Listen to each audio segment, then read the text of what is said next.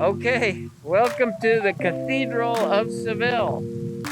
We're going to walk around the outside and look at all the details, and then we'll go inside virtually. It's actually closed for visitors right now due to COVID, but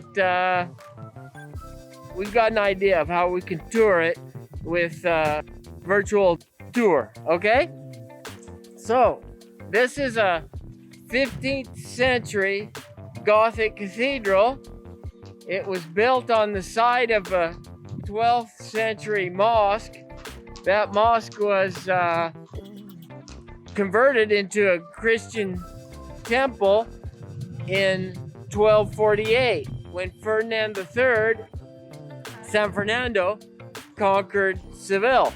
Well, for a couple centuries, they used the mosque building as a Christian temple, but then in the 15th century, they decided they wanted to build an awe-inspiring Gothic cathedral on the site of the mosque. And so most of the mosque was demolished, and they built what would become the world's largest Gothic cathedral. In fact, the founders, the Alcalde of Seville and the Cabildo, said they wanted to create a building which was so large that those who saw it would think them mad.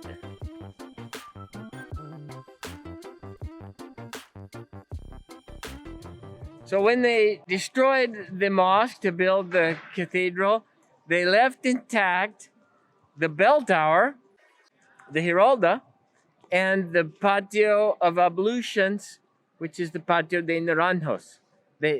Those are the surviving parts of the Islamic mosque. And then the cathedral itself is Gothic, more accurately, late Gothic.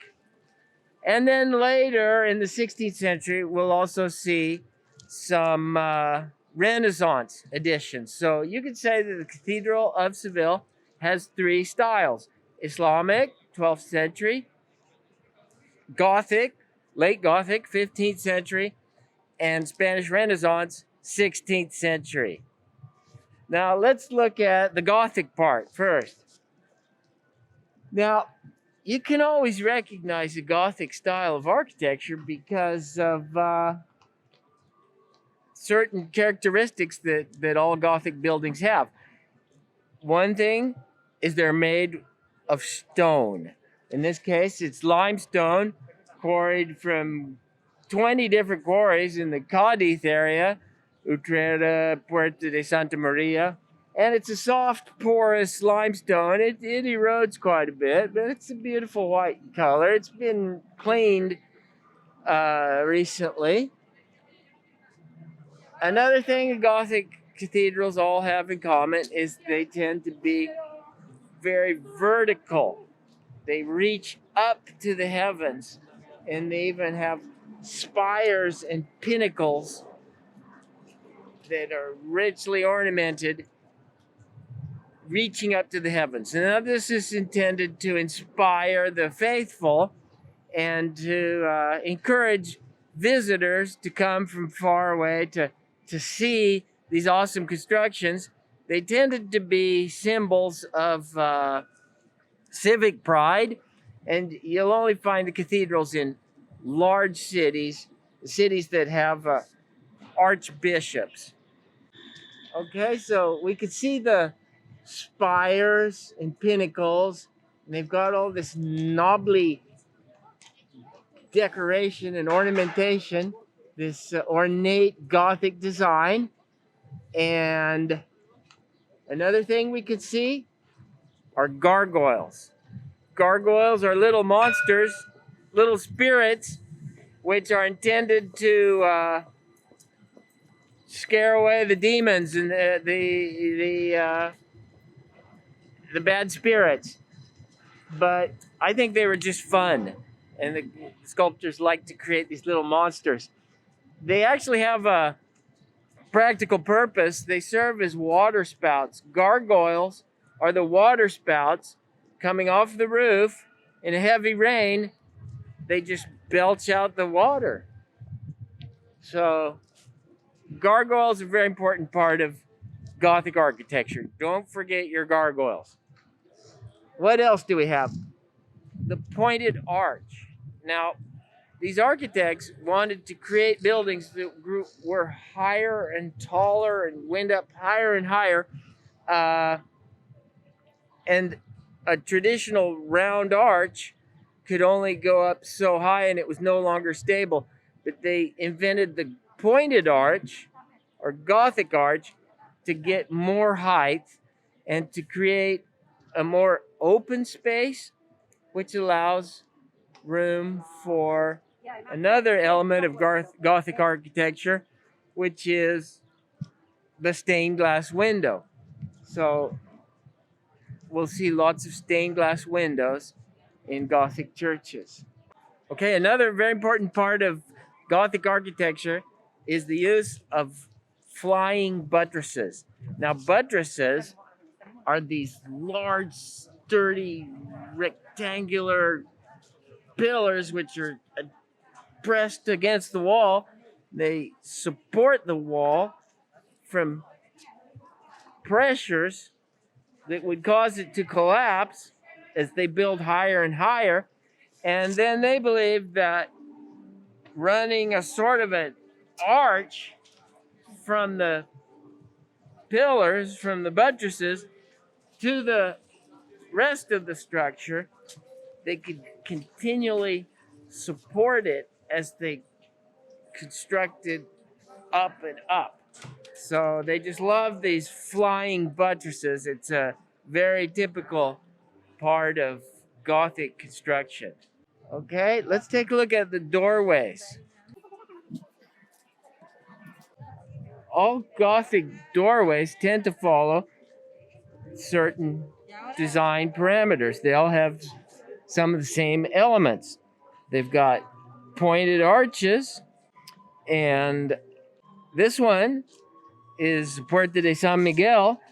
It's the entrance to the cathedral for the Semana Santa, Holy Week processions. And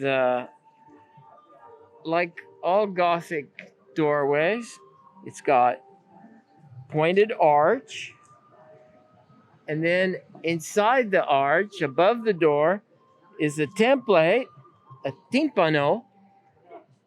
It's a triangular shape that always includes relief statues of scenes from the New Testament of the life of Jesus or Mary. In this case, Puerta de San Miguel, we have the nativity scene. Around the doors, we always have images of saints in sort of Gothic architectural settings, sort of niches or cubby holes where we have the saints. And these saints can be identified by their attributes. An attribute is something, some symbol that they hold or that they are accompanied by that tells you what saint it is. Often that attribute is the symbol of their martyrdom, whatever it was that killed them, a hatchet, a sword, a noose, a chain. That's also often the symbol of a saint, but not always. Here at the Puerta de San Miguel, these saints are terracotta, cooked clay statues by Lorenzo Mercadante Bretagna, and we've got the evangelists, Saint Mark with his lion, Saint John with his sword, and Saint Matthew with the little angel, and Saint Luke with his oxen.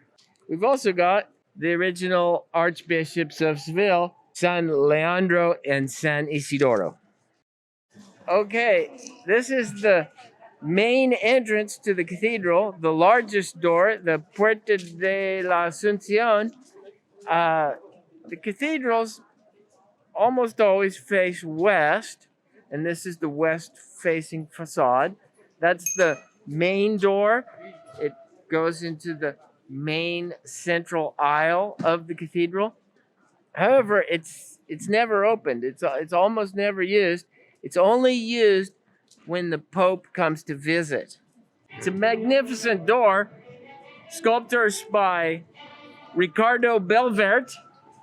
Very, very realistic sculptures in comparison to other Baroque sculptures. You would say that these are late Baroque, and they're very naturalistic, very realistic sculptures. We've got the Assumption of Mary going up into the heavens at the top, surrounded by angels.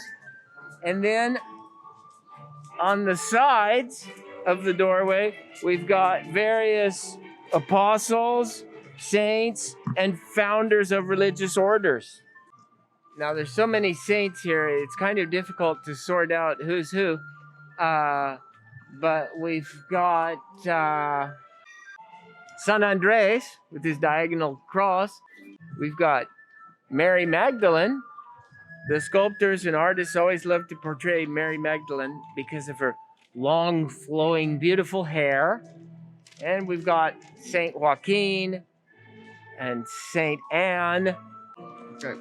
Up high, we could see the rose window, which is a large circular window that brings the stained glass illuminated light into the main nave of the cathedral. This door is called La Puerta del Bautismo, the doorway of the baptism, and it's almost always closed.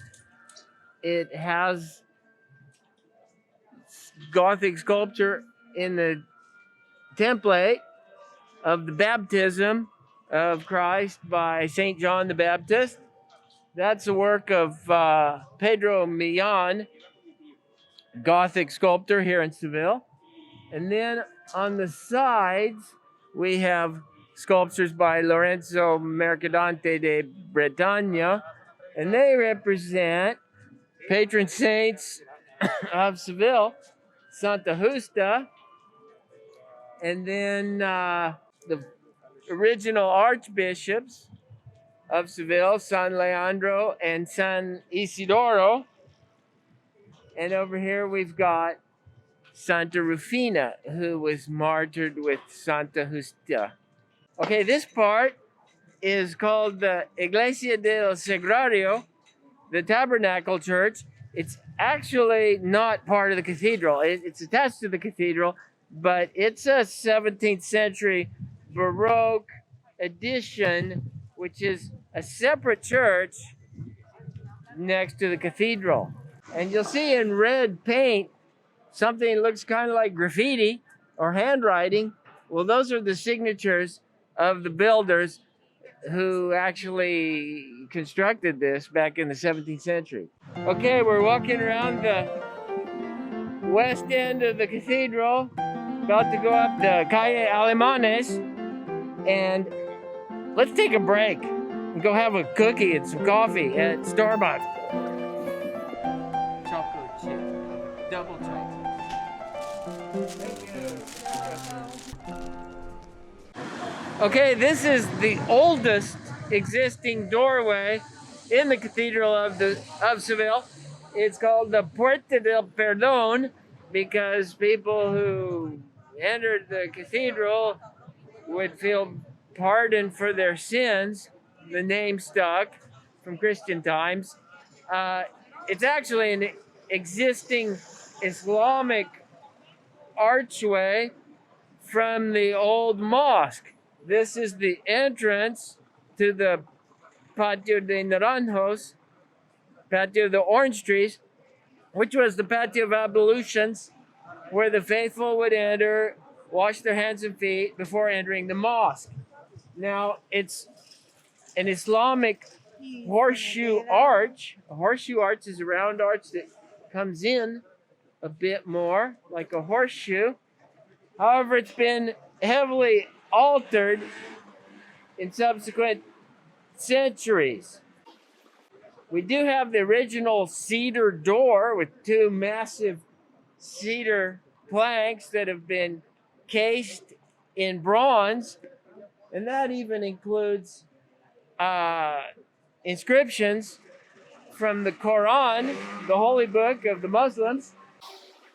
And then we've got a Christian bell tower at the top. And here we've got relief sculptures by Miguel Perrin. That one represents Christ expelling the merchants from the temple. And here we've got archangels. We've got Gabriel, the archangel Gabriel. And here we've got Mary. And then here we've got with his key, St. Peter, and with his sword, St. John. Well, this little doorway is for the Colombina Institución, which is a library donated by Christopher Columbus's son of documents about the New World and about religious orders. And this is a place where researchers, historians can come and dig up old documents. Okay, as we walk around the outside of the Patio de Naranjos, we can see this is Islamic architecture. This is original part of the mosque, which was never destroyed. So we've got horseshoe arches like this one, perfectly maintained. And up above, we can see what's called Cedars of Lebanon castellations. Those are like the tops of castle, fortress, and they've got sort of a zigzag shape, typical in Islamic architecture. Cedars of Lebanon castellations. Okay, this door is right next to the Giralda, and it's called Puerta de los Palos. It's another Gothic doorway. And this one has terracotta sculptures, cooked clay sculptures of the adoration of the three kings. And on the outside, in the niches around the door, we have the archangels. It's nice to look up from this doorway. And we look up and we see the flying buttress, and we can look all the way up the Giralda. And this is the entrance to Mass. It's open now for prayers, but the cathedral's not open for tourists right now. Okay, we're looking at the outside of the Royal Chapel. The Royal Chapel is a Renaissance addition by Hernán Ruiz II to the cathedral. And we can instantly recognize that it's Renaissance and not Gothic. Renaissance architecture is much more horizontal and more rhythmic, more repetitious, and it has classical elements like the classical orders of the capitals. And here we also have the coats of arms of Spanish monarchy. Things like Castilla, Leon, the Pillars of Hercules, the two-headed eagle, which represents the Spanish Empire, things like that. And this is the Royal Chapel. Let's take a look at the Puerta de las Campanillas, which is this Gothic doorway. It includes sculptures by Miguel Perrin in cooked clay. This is Jesus entering Jerusalem on a donkey. And he is flanked along the doors with archangels and prophets. Okay, this is also Renaissance. This is the outside of the chapter house. Beautiful Renaissance 16th century construction in limestone. Here we see beautiful Plaza de Triunfo, with the statue of the Immaculate Conception. Those are the walls of the Alcázar, the Royal Palace. And this building is the Archive of the Indies by Juan de Herrera, Spain's greatest Renaissance architect. He built the Escorial. That building for centuries was used as an archive, and all of the documents from the New World, from all the colonies and all the boats and ships, all those documents were stored here. And this was where treasure hunters and historians would come to do their research. Today, it's no longer in use for that. It's a museum now. It's a beautiful Renaissance building. And now we're coming to the last door we're going to visit, which is the Puerta de San Cristobal. It's sometimes called the Door of the Princes, Puerta de los Príncipes, because the royal palace is right there, and this was the entrance to the cathedral for royalty. Now, it's actually a 19th century neo-Gothic construction, and that's because in 1755, 18th century, there was a massive earthquake in Lisbon. It destroyed Lisbon, and it shook buildings all the way to Seville, and sections of the cathedral actually collapsed, including this doorway, in the earthquake of 1755. So this is actually a much newer construction, and they don't have as many saints to go around in there. And here we see a replica of the Giraldillo. The statue, which is at the very top, the bronze statue by Bartolome Morel, the very top of the Giralda. Well, the original statue was taken down in the 90s, and they restored it, and they welded it and cleaned it up, and they decided she was good to go for a few more centuries. And so while they were doing that work, they put this statue up there. But then they decided, okay, the original Giralda it's fine, it's in good shape, it's been restored. So they returned the original to the top of the Giralda, and the one we're looking at here in the doorway of Puerta de San Cristobal, that's the replica. Okay, we've walked around the entire outside of the cathedral. Now it's time to go inside. Okay, we are going to go inside the cathedral. We can walk around the entire cathedral with this virtual tour, and I'll explain things, and take notes and pay attention. Let's go. The name of this cathedral is Santa Maria de la Sede. Sede meaning seat of the Archbishop. That name is almost never used. It is simply called the Cathedral of Seville. Our tour begins here in the south side, near the tomb of Christopher Columbus. There he is. We'll talk about him later. Let's move over to the middle of the nave and look down.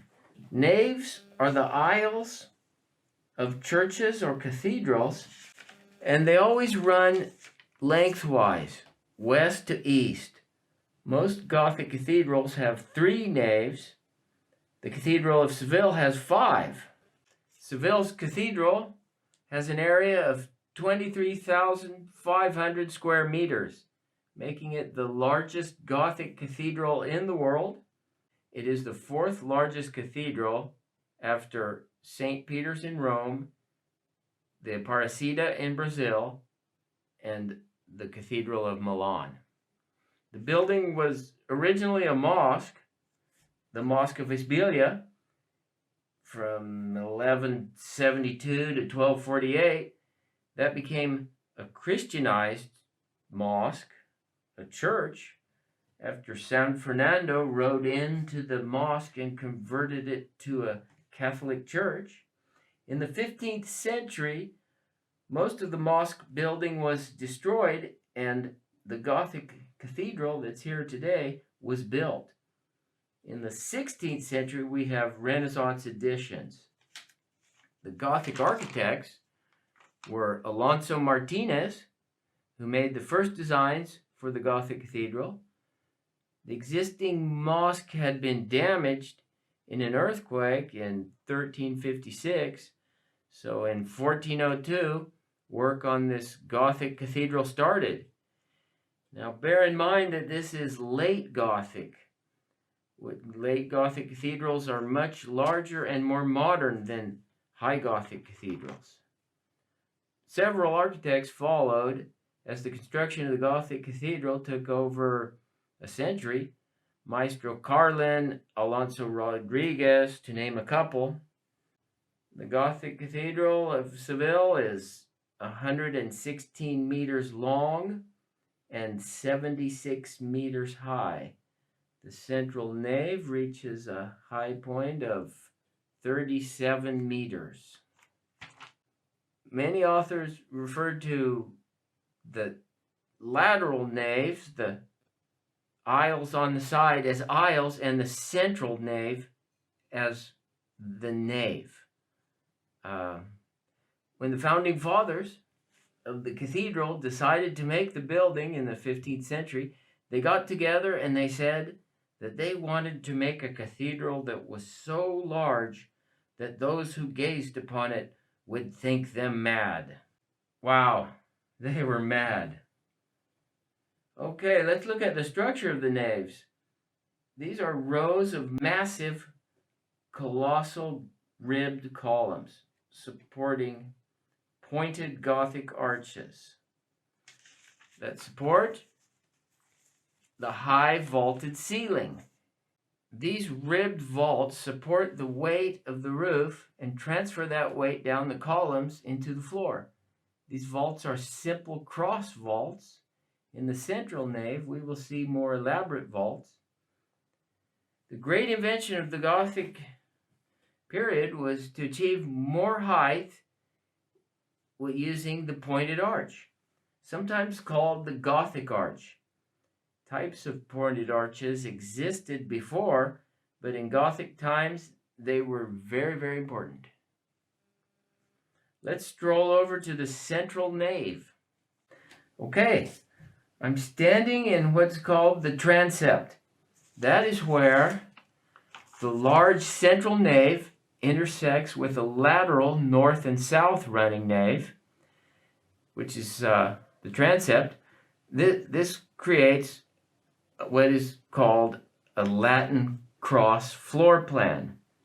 Where these meet, the main central nave and the transept is called the crossing. Let's look up high. That is the ceiling of the crossing, and here we have the most elaborate Gothic ribbed vaults. Now, when they built the Gothic cathedrals, they really didn't know all of the stress dynamics and modern calculation methods. They just kind of winged it and used trial and error. In fact, many builders and even some architects died in the construction of the Gothic cathedrals. As they built up higher and higher, they just went too high, and it all came crashing down with the scaffolding and the workers and everything. It's actually a very dangerous endeavor. If we look at the floor plan, we see the main central nave meets the transept at the crossing. Well, right in front of this is where the main altar is placed. Right behind us is the choir.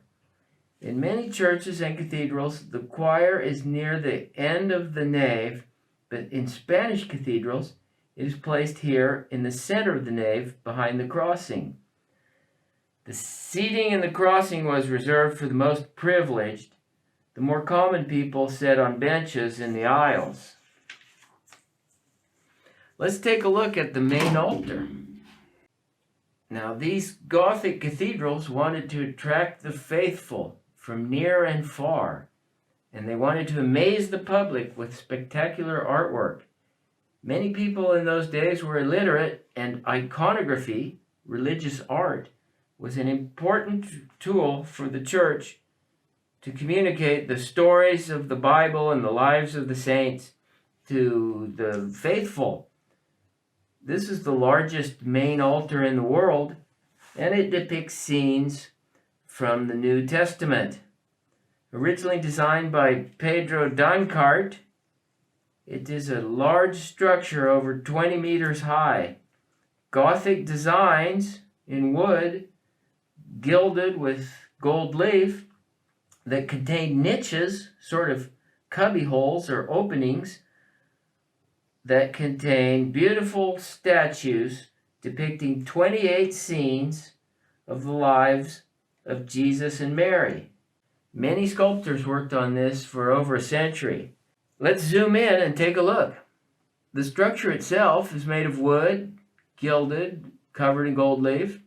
Figurative statues are polychromed wood. Polychrome simply means painted in lifelike colors. In the middle is the adoration of the three kings. To the right, the massacre of the innocents. To the left, the Annunciation. Let's go up, and we see the Ascension or Assumption of Mary. To the left, the resurrection of Lazarus, the baptism of Christ. If we keep going up and up, we find some unusual mudéjar designs. And way up at the very top is a very old sculpture, 14th century, called the Cristo de Millón, originally in the converted mosque church. If we go back down to the very bottom, that is where the Virgen de la Sede statue is located. That's from the 13th century, and that is the namesake of the cathedral. It's a small statue of Mary, and it's covered in silver. As we pull out from the main altar, we can appreciate the massive iron gates. This is a real Andalusian art form of artisania. They're so large they were constructed in the Alcázar royal palace by Sancho Muñoz y Fray Francisco de Salamanca. This is 16th century, and they're there to protect the treasures contained within the main altar. Okay, I'm going to turn around and we'll take a look at the choir. As we said before, in Spanish cathedrals like in Toledo, the choir is located right behind the central nave near the transept. First of all, there's another spectacular reja, or gate, also by Sancho Muñoz and Fray Francisco de Salamanca. Let's scroll up and admire all that detail and decoration in wrought iron. Now, these gates were for security, to keep thieves out, but they also are keeping our virtual tour from poking our noses in between the gates and getting a good look at the choir. So I've included some images of the choir itself. It's filled with beautiful wood carvings, late Gothic. The choir seats are all carved mahogany. There's 117 seats in 2 levels. They're from the late 15th century by Nufro Sanchez and Peter Dancart. They depict reliefs from the Old and New Testament, and there's really funny creatures and strange beasts. There's even some mudéjar details. In the middle of the room is a colossal lectern. That's an ornamental music stand that the choir members could use to read these massive songbooks. as they sang. This lectern was created by Bartolome Morel, the same sculptor that made the statue at the very top of the Giralda, the Giraldillo. Okay, let's look up. Here we see two massive pipe organs. These were built much later.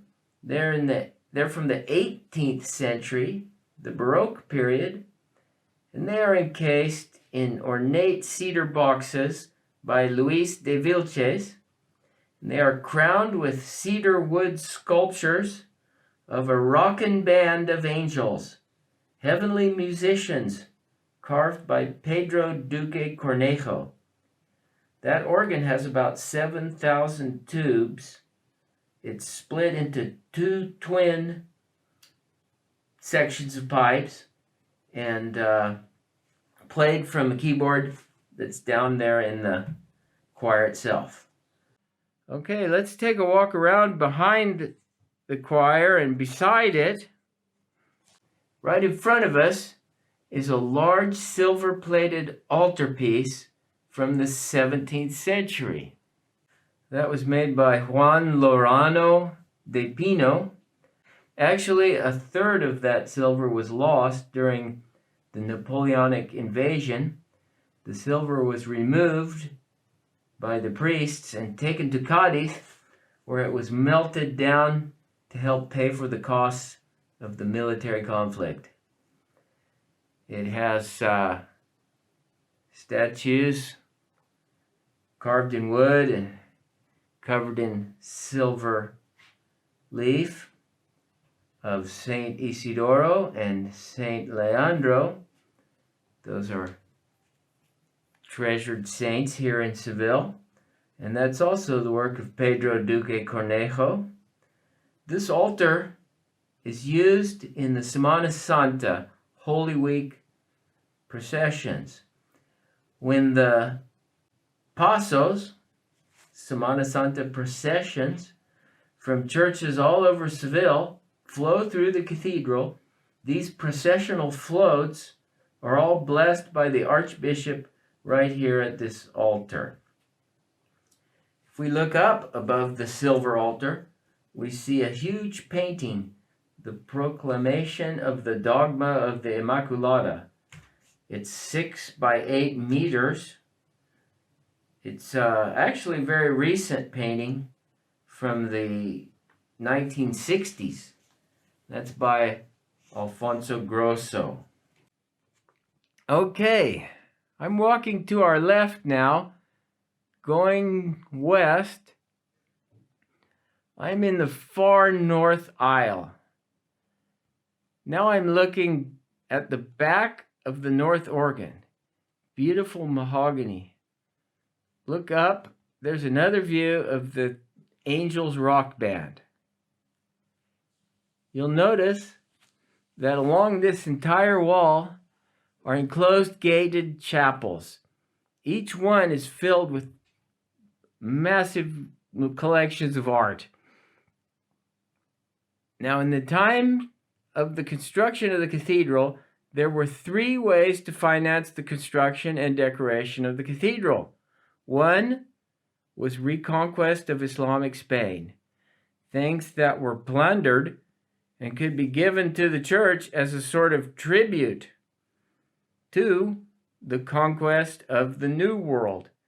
Massive amounts of gold and silver and other riches poured into Seville in the 16th and early 17th century, the so-called Golden Age. The third form of finance was by private donation. Wealthy nobles and aristocrats and archbishops could donate funds to the cathedral and have a chapel in their honor. Every year, a mass would be held for their memory. They would actually be buried in these chapels, in very fancy, elaborate tombs. There's so much to see in all of these chapels, we'd need a whole nother class period to do so. So we'll just look at some of the highlights. Please notice stained glass windows. That's a very important aspect of Gothic art and architecture. Biblical scenes, which are illuminated by the sunlight outdoors and allow light to enter the huge cathedral, giving it a sort of spiritual, luminous quality. Okay, here is the last chapel in this aisle, the Chapel of San Antonio. Its 15th century Gothic stained glass window is quite impressive, by Enrique Aleman of the Four Evangelists. There's a marble baptismal bowl, 16th century Renaissance, and there's a beautiful large-scale painting, The Vision of St. Anthony, by Bartolome Esteban Murillo. The figure of the saint in this painting was actually stolen in 1874. It was cut out with a knife and rolled up by the thief and taken away and sold. It appeared at an antique store in New York, where the owner who purchased it discovered that it came from the Cathedral of Seville, and he returned it to Seville. That painting was restored, and you can actually still see a faint line above St. Anthony where the painting was sewn back into place. Up above St. Anthony, we have the Baptism of Christ with St. John the Baptist, also by Murillo. We'll talk a lot more about Murillo in class. He was one of Seville's greatest painters ever. Okay, let's walk out of that chapel. And now we were on the west end of the cathedral.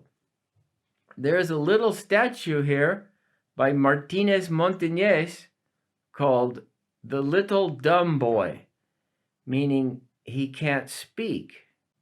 That's because his mouth is so small, it looks like he can't speak. He's called the El Mudecito in Spanish, translates into Little Dumb Boy. It's quite a beloved statue here in Seville. Okay, walking a bit to the south and looking up, there is a good view of the main doorway in the central nave of the cathedral. And if we look up higher, we can see the rose window, a spectacular central stained glass window that's in a circular shape. Well, let's take a look at some chapels on the southern wall. All of these chapels are filled with art masterpieces. This one is the Chapel of San Jose. Take a look at that beautiful altarpiece. Most of the late Gothic and Baroque altars are carved gilded wood.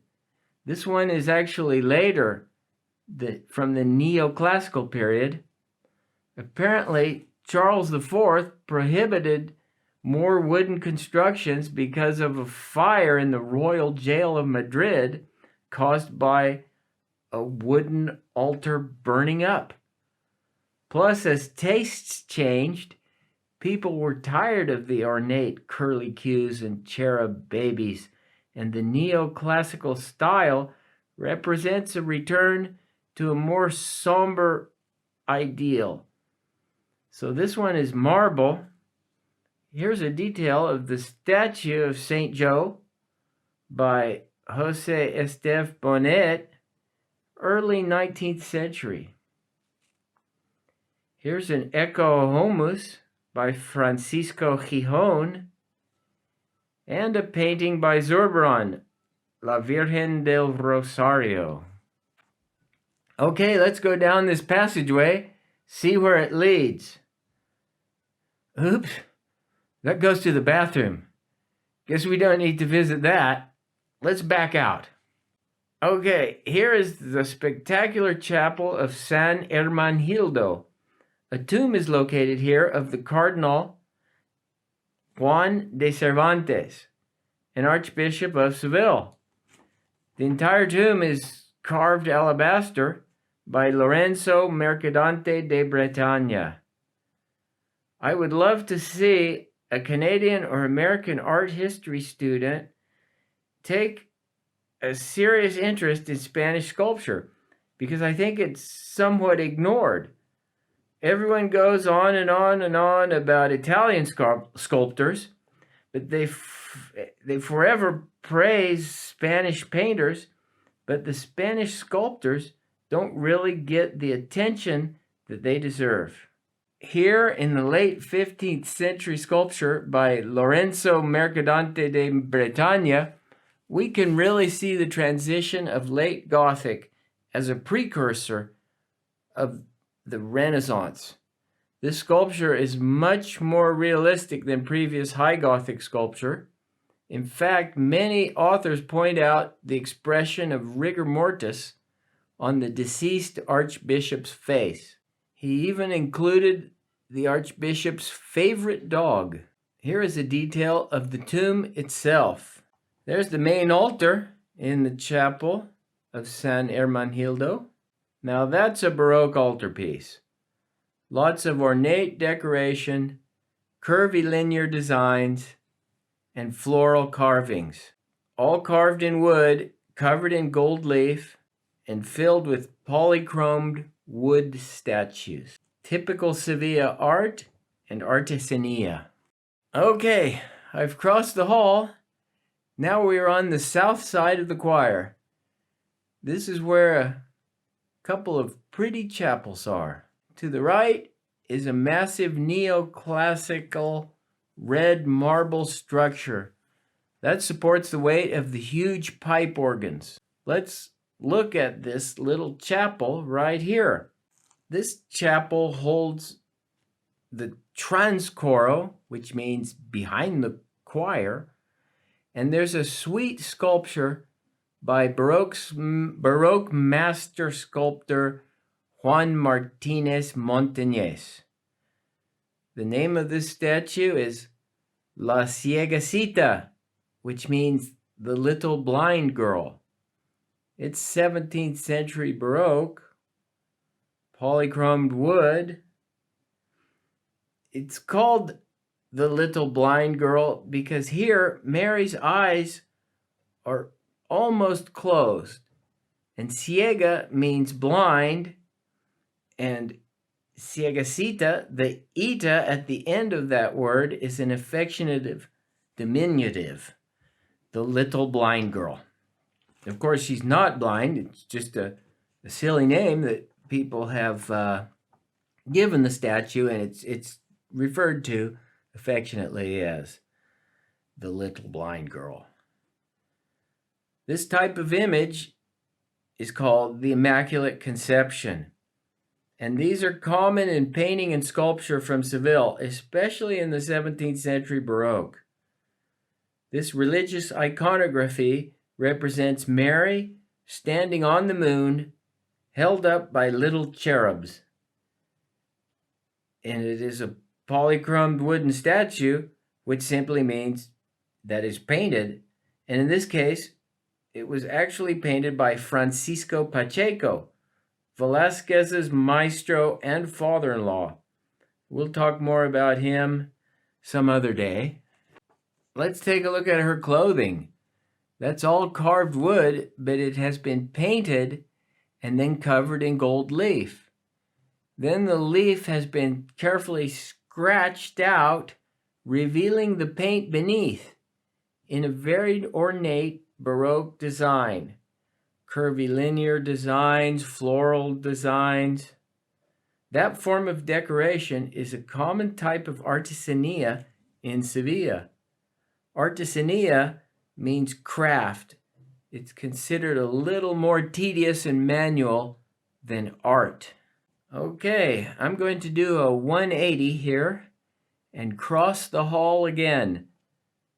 We'll look at the last chapel before the tomb of Columbus.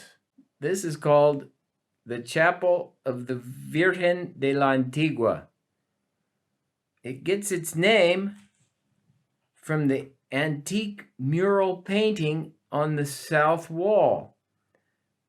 when the Mosque of Seville was here in Islamic times, this was the section of the wall where the mihrab and the Qibla were located. The part of the mosque oriented towards Mecca, sort of a main altar of the mosque. A popular legend of Seville says that Ferdinand III, King of Castile, remembered as San Fernando, when he was conquering Seville from the Almohads, an angel took San Fernando inside the mosque, and the wall became transparent, and San Fernando saw the image of La Virgen de la Antigua there, where it had supposedly been hidden for centuries. Days later, the Islamic rulers capitulated and handed the keys of the city over to San Fernando, who rode into the mosque and Christianized the building. This namesake of the chapel is actually, according to historians, a 15th century fresco painting painted directly over the wall of the original mosque interior. It depicts Mary holding baby Jesus and a rose, and Jesus holds a little bird. Fresco paintings on the walls are not common in Spanish art. The painting is encased in an 18th century red marble altarpiece, and it includes sculptures by Pedro Duque Cornejo. Now, if we can look up and up, we should see a row of flags of all the nations of the New World up there. That's because before setting sail to the New World in the 16th and 17th century, the captains and admirals and some sailors would have a farewell mass and say their prayers here in this chapel. Well, speaking of sailors, let's go visit the tomb of one of the most famous sailors of all time, Christopher Columbus. Let's walk east now and turn south, and we face the colossal tomb of Christopher Columbus, known here as Cologne. Now, Columbus traveled a lot during his lifetime, sailing to and from the New World 4 times. Well, he continued traveling after his death. Columbus died in 1506 and was buried with practically no fanfare in Valladolid, Spain. Well, 3 years later, somebody decided that he should be buried at the Cartuja Monastery in Seville, where he had been a guest. So they shipped him off, and he was buried there beside the remains of his son, Diego, in the Cartuja of Seville. But the son's widow had his remains sent to Santo Domingo in 1537, in what is today the Dominican Republic. Almost 2 centuries later, the Napoleonic Wars were occurring, and the French were about to capture Santo Domingo. And by now, the Spanish viewed the remains of Columbus as a national treasure. And in Napoleonic times, the French had the nasty reputation of snapping up all treasures and shipping them off to Paris. So the Spanish urgently sent Columbus's remains to Havana, Cuba, before the French could arrive and seize his bones. Columbus was buried there in Havana, Cuba, at the Cathedral of Havana in 1795. And there he would remain until Spain found itself once again immersed in an international conflict, this time with the United States of America, what we call the Spanish-American War. And the remains of Chris were sent back across the Atlantic in 1898 to where we are standing right now in the Cathedral of Seville. Let's take a look at Christopher's tomb. There are 4 colossal pallbearers, bronze with alabaster heads, each representing a region of Spain: Castile, Leon, Aragon, and Navarra. They hold a casket that contains the remains of Christopher Columbus. One bearer holds an oar, the symbol of sailing. Another holds a lance piercing a pomegranate. Now, pomegranate in Spanish is Granada, the name of the town where the Alhambra is, and the site of the final kingdom of Islamic Spain. In 1492, not only did Columbus sail the ocean blue, but that was also the year that Spain, at the hands of Ferdinand and Isabel, conquered Seville. 1492 is a very important year for Spanish history. There was a lot of debate about the remains of Columbus, but several years ago, experts opened up the casket and did DNA testing on the parts remaining and determined that those parts were in fact from Christopher Columbus. Apparently not all of his parts were present. I'm not going to tell you what parts they did find. Let's just not go there, okay? Let's move on. Look beside the tomb. There's a huge 16th century mural of St. Christopher, patron saint of travelers. That's by Italian artist Matteo Perez Alessio. If we look behind Chris's tomb, we see a painting which people love here, not so much for the painting itself, but for a silly story connected to it. The painting is by Luis Vargas and is popularly called El Cuadro de la Gamba, the picture of the shrimp. Now, gamba in Italian means leg, but in Spanish it means shrimp. The story is that the painters were all working away on their paintings, and the Italian painter who was doing St. Christopher came over to see what Luis was painting, and he was awestruck by the painting. He was mostly impressed by biblical character Adam's leg, and he exclaimed, "Your leg is better than my whole painting." But that sounded like, "Your shrimp is better than my whole painting." And the name just stuck, El Cuadro de la Gamba.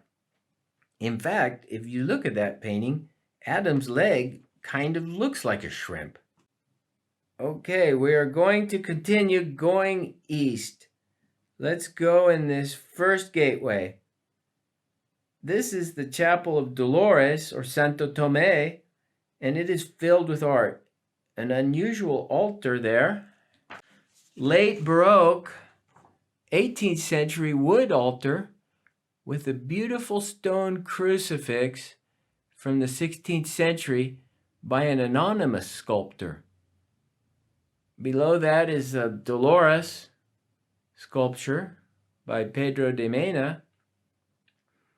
There's Cardinal Espinola, early 20th century stone sculpture. This chapel leads to the sacristy of the chalices. Now, a sacristy is a sort of a priest's locker room where they can prepare for Mass and store things that they need for services, in this case, the chalices. This is a Gothic chapel. You can recognize that in the ribbed vaults in the ceiling. There's the chalices, ready for communion. Presiding over this chapel is a fine painting by one of Spain's most important artists, Francisco Goya. The name of that painting is Santa Justa and Santa Rufina. Well, let's talk about Goya. He never came to Seville, but he did this painting for Seville's cathedral, of two patron saints of Seville. Now, Santa Justa and Santa Rufina were ceramicists in Roman times in Seville, making ceramics in what is still a ceramic manufacturing neighborhood to this day, Triana. Well, one day, the Romans wanted Santa Justa and Santa Rufina to make some ceramics for a pagan festival, but Justa and Rufina were devout Christians, and they did not want their ceramics to be used in a pagan festival, so they smashed the ceramics on the ground. Well, this did not amuse the Romans, so they seized the two ceramicists and threw them to the lions in the amphitheater of Italica. But the two saints were so saintly that the lions didn't devour the ladies at all. The Romans, sadly, were still not amused, and they threw Santa Justa and Santa Rufina into the dungeons, where they perished. They became martyred saints. In fact, in the painting, the two saints are holding palm fronds, which are a symbol of martyrdom in religious art. Yet another attribute commonly represented with Justa and Rufina is the Giralda. You see the Giralda tower behind them in this painting. Well, that's because there was an earthquake in 1755, the earthquake of Lisbon, and that was so strong it not only destroyed most of Lisbon, but it shook buildings down all over the southern part of Portugal and all the way to Seville, Spain. In fact, sections of the Cathedral of Seville were brought down by that earthquake. Well, popular legend here in Seville has it that during the earthquake, the Giralda was shaking terribly, and in that moment, both Santa Justa and Santa Rufina miraculously descended from heaven and personally held up the Giralda, preventing it from falling down. Well, we are going out the way we came in. There is a crucifix, a Baroque oil painting by Zurbrand above the door. To our right, older paintings, Spanish Renaissance paintings by Alejo Fernandez, almost medieval in style, painted on wood. Okay, we're back out in the southern aisle, east of the transept. We go a few steps to the east. We must stop here and look at this small chapel. It has the masterpiece of Spain's finest Baroque sculptor, Juan Martínez Montañés. The name of this statue is Cristo de la Clemencia. Montañés was born in Jaén, Andalusia. He worked most of his career in Seville, where he was so renowned that his nickname was the God of Wood. Here is a photo of a portrait of Montañés painted by Diego Velázquez. Today, that painting's in the Prado in Madrid. Let's zoom in on the statue. Montañés did many important images which were used as processional pieces for the Semana Santa Holy Week processions. This one is not a processional piece. It doesn't go out in the streets. It just stays here. Let's get a better look. We'll poke our noses through the iron gate. Juan Martínez Montañés was considered the best of Spanish Baroque sculptors because of his natural realism, a very elegant style indeed. Here we see a sort of serenity in the anatomy. He opted for a less distorted, less twisted, dynamic pose, contrasting with other Baroque sculptors. The body is nailed with 4 nails, in this case with legs crossed, possibly from a Michelangelo influence. Authors praise the portrayal of the face, with the expression of the eyes and the mouth reflecting profound sadness.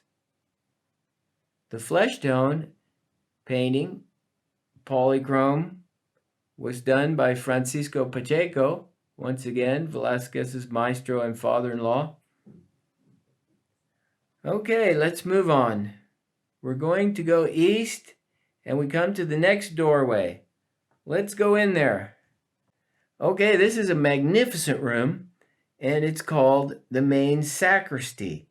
Now, the first thing you've got to notice is that this is a whole different style of architecture. We have left the Gothic part of the cathedral, and now we are looking at something completely different.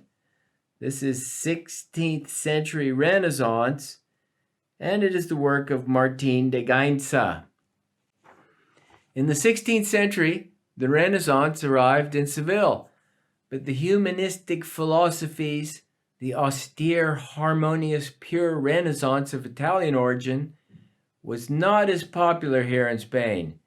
Spanish people loved decoration and had what's called sometimes a miedo del vacío, a fear of emptiness. This style of Renaissance is called plateresque. Plata meaning silver. Now, why was it called that? Well, the fine detailed ornamentation found in silversmithing at that time included lots of relief figures, floral designs, and cherub babies and saints and angels and demons and dragons. Well, the stoneworkers copied that fine detailed silverwork in stone carvings. The back of City Hall in Seville has a fine plateresque set of carvings as well. Here in the main sacristy, it is just an explosion of stone carved detail. A real feast for the eyes. Speaking of a feast for the eyes, let's look up at this entryway arch. Those are plates of food carved in stone. It's like happy hour at a tapas bar. There's chicken, there's some squid, fish, there's fruits for the vegans, desserts for the desertarians. Okay, we better keep moving. That's starting to make me hungry. Okay, let's step inside the main sacristy and look around. It's all stone. Check out those columns. Insanely decorated. Look up. There's coats of arms with the Heralda.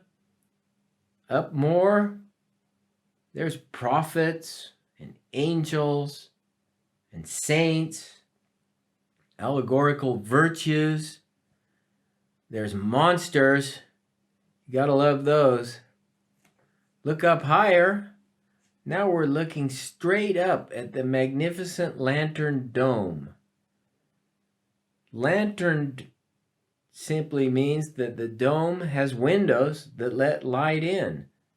There's 4 big oval windows. More and more figurative relief work up there. Archbishops, apostles, and Old Testament figures. There's the final judgment, including the damned. In the very tip-top lantern dome, right in the middle, is a carved representation of God himself. Scrolling back down, let's look around the room. It's essentially a square. Art historians call this form a Greek cross, as opposed to the Latin cross. The main sacristy is filled with treasures. Let's take a look. That big silver thing there is a processional monstrance from the Corpus Christi procession. That monstrance, or ostensorium, is a masterpiece of Seville's greatest silversmith, Juan de Arfe. He himself described it as the greatest silver piece ever made. He was a humble guy. That goes out every year in May on procession through the streets of Seville. Well, not in 2020 or 2021. There's big wooden cupboards by Pedro Duque Cornejo. There's a painting in the center there, San Isidoro, a beloved Seville saint. That's by Murillo. There's a collection of glass-cased relics. Relics are parts of saints.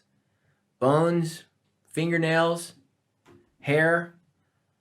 I heard that the most important saints have the smallest relics. That's because they've been split up and divided and sold to so many different churches. There's a portrait bust of San Laureano with his relics inside. These reliquaries hold the relics. The most notable relic is the Sagrada Espina, the sacred thorn, from Jesus' actual crown of thorns. Another keepsake kept here are the keys of the city of Seville, given to King San Fernando by the Almohad king when San Fernando conquered Seville in 1248. Now we are on the south side.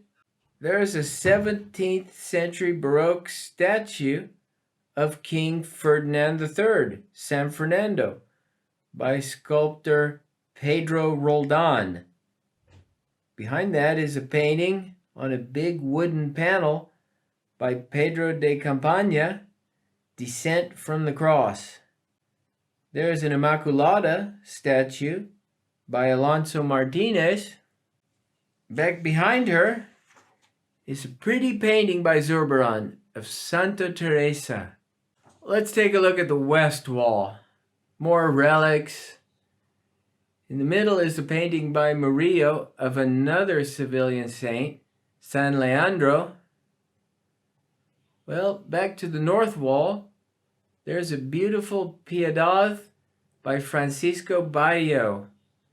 That's 18th century in an Italian style.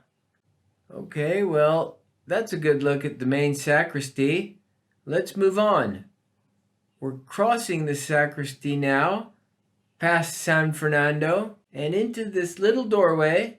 Now we are going through a couple of stone chambers. This one has a beautiful fountain, the Patio del Cabildo. Cabildo is church council. This room is classified as Mannerist style. Mannerism came after the Renaissance, and they just copied over and over the manner of designing from the Renaissance. Hence the name Mannerism. Let's go to the next room. That is the Anticabildo. Real Mannerist architecture here. Coffered vaulted ceiling full of reliefs. The walls are covered in relief carvings in stone of Old Testament scenes. This was the waiting room where members of the council had to wait their turn to go to the chapter house. But let's not wait. Let's just go straight to the chapter house. You're going to love it. This is a very special room. Now, these last rooms we've seen are part of the 16th century Renaissance additions to the cathedral. This one is special. It is called the chapter house, and it is where the council would have important meetings. It was designed and built by Hernán Ruiz II, architect from Cordoba, who also built the Campanario bell tower on top of the Giralda. As you can see, the room is oval-shaped. In fact, it is the first Renaissance oval-shaped room ever built.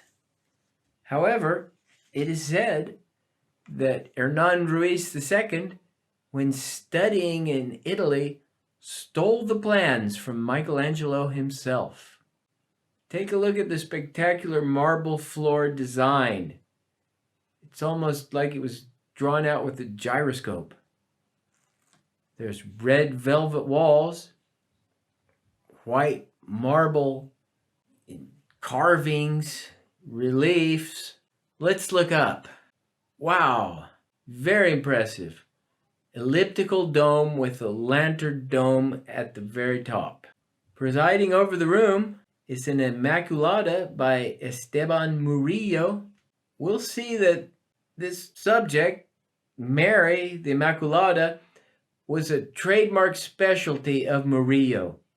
And if we look around, there are several paintings by Esteban of Sevillan saints: Santa Justa, Santa Pio, San Hermanildo, San Lariano, San Leandro, Santa Rufina, and San Fernando. And there are stone reliefs of the 5 virtues that a council member should possess: justice, faith, hope, charity, and mercy. Reliefs below are by Juan Bautista Vázquez el Viejo and Diego de Velasco. There's the Ascension. There's the miracle of St. John the Evangelist.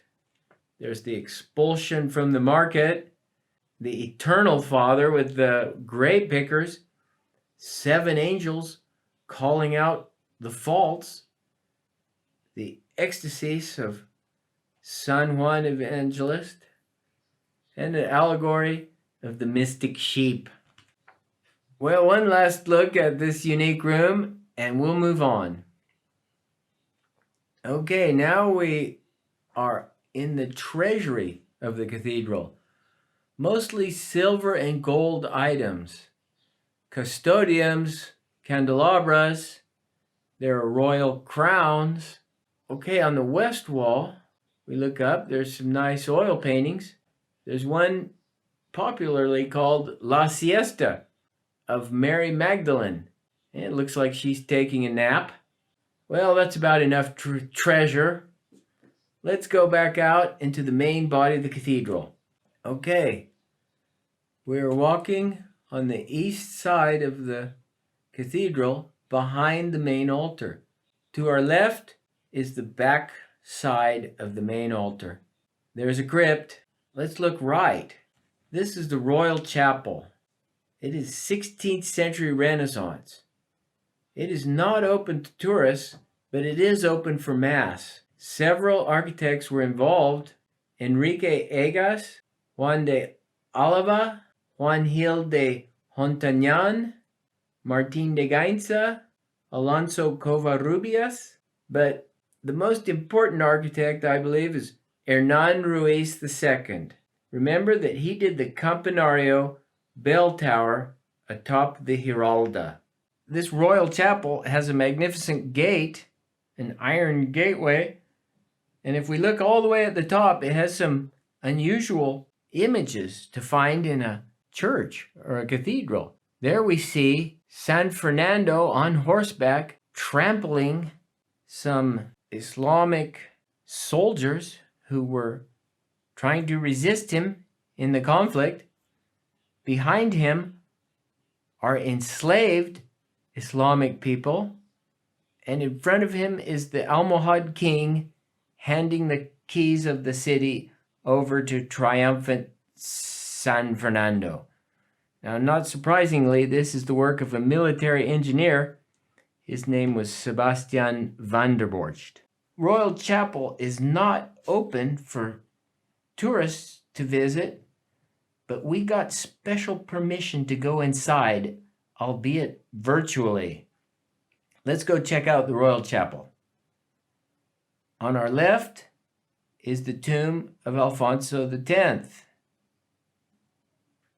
Now, the Royal Chapel is called the Royal Chapel because there's 3 important kings buried here. The main altar is all very plateresque, richly decorated with stone reliefs. In the center, there is the Virgen de los Reyes. Virgin of the Kings is the literal translation. It is an image from the 13th century Gothic, a sculpture covered with silver, and it includes baby Jesus. She is the patron of Seville. Looking up, we see spectacular, amazing lantern dome in the ceiling. There's a pipe organ. This part of the cathedral was, of course, constructed after the 15th century late Gothic building, and it is 16th century Renaissance, like the main sacristy and the chapter house. It is a Renaissance addition. In the 16th century, the Renaissance style arrived in Spain. You could say the Royal Chapel is more ornate than High Renaissance. We saw the outside of the Royal Chapel when we walked around the cathedral, and it makes a large horizontal round shape behind the cathedral, sort of like an apse. Why is this called the Royal Chapel? Well, that's because 3 Spanish kings are buried there. Ferdinand III, San Fernando, who conquered Seville from the Islamic rulers in 1248. His son, Alfonso X, known as Alfonso the Wise. Also buried here is Pedro I, Peter I, also known as Pedro the Cruel. Okay, let's get out of here. We're making a break for it now. There's the exit. Okay, now we get out into the central part of Patio de los Naranjos. This is the courtyard of the orange trees. Along with the Giralda, the courtyard is the existing part of the Islamic mosque. It's called Courtyard of the Orange Trees because it is filled with orange trees. So typical in Seville. In the winter, the oranges are ripe, but don't try and eat them. They are bitter Seville oranges. They get harvested and sent off to England and made into marmalade. Seville orange trees are all over Seville, and in the spring they bloom with fragrant little flowers called azar. Poets love azar. They'll go on and on about how beautiful they are and how nice they smell. If we look at the construction of the patio, we see that it's certainly not Gothic nor Renaissance. It's Islamic, 12th century, made of brick, the building material of choice for Islamic builders. We can make out some pointed horseshoe arches. If we look up, we see cedar of Lebanon castellations. They are like notches on the top of castle walls, but in this case, they have the design of cedar trees. Cedar of Lebanon castellations. Over in the center of the patio is a large marble fountain. That is actually Visigoth, placed in the courtyard in Islamic times so the faithful could wash their hands and feet before entering the mosque. The floor of the courtyard is covered with small canals, once filled with water, representing rivers of life described in the Quran. Okay, one last story before we leave.